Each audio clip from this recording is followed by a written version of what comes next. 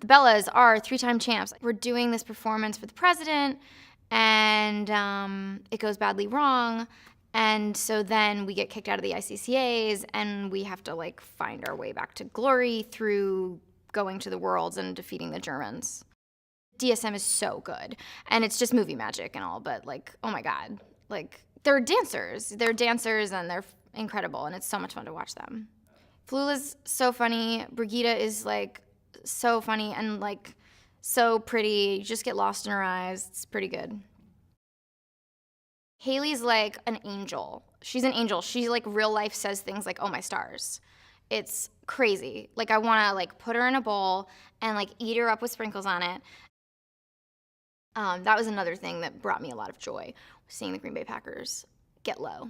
They were just this source of like joy and energy and like commitment. And like even in the rehearsal, they like had a whole thing. They were like getting low. They were super into it, and they were like throwing a lot of winks at us like while they were doing the dance. It was, oh, I loved it.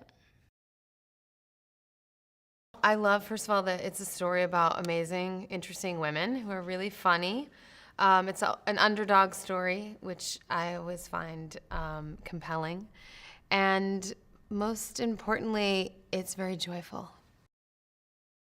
Well, sequels just allow us to spend a little more time with characters that people love and allow us to tell more of their story. And so, you know, it was just really fun to go back and think about where these women would be at 3 years later, what has happened to the Bellas in the past 3 years, and what's the jumping off point for this story. And I think the notion of graduation, you know, it just, the first movie was about them coming together and being freshmen and forming these bonds, and now this film is about them breaking apart, going their separate ways again, leaving the nest, and the anxiety that goes along with that, and sort of the legacy that you leave with your friends and the people that you leave behind.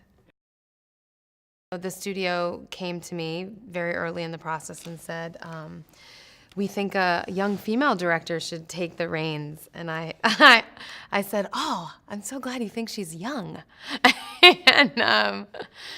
And it really was a culmination of a lot of work I had been doing. I'd been wanting to direct a feature for a little while now, and had been directing smaller things here and there when I could, because, you know, as you know, I am also an actor, so I don't always have the time in the schedule to direct a feature. And I knew I was going to be making the time to do this film as a producer no matter what. And so it just seemed the natural progression to take on the directing duties as well.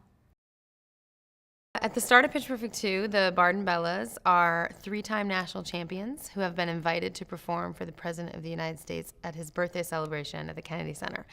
It's a performance that goes wrong and immediately makes our Bellas underdogs again in the world of a cappella, or as Chloe says, laughing stockapellas. And the journey goes from there. It's all about sort of winning back their dignity and their pride and their place in the a cappella pantheon. The Bellas get kicked out of collegiate competition, but they realize that they can still compete at the professional level.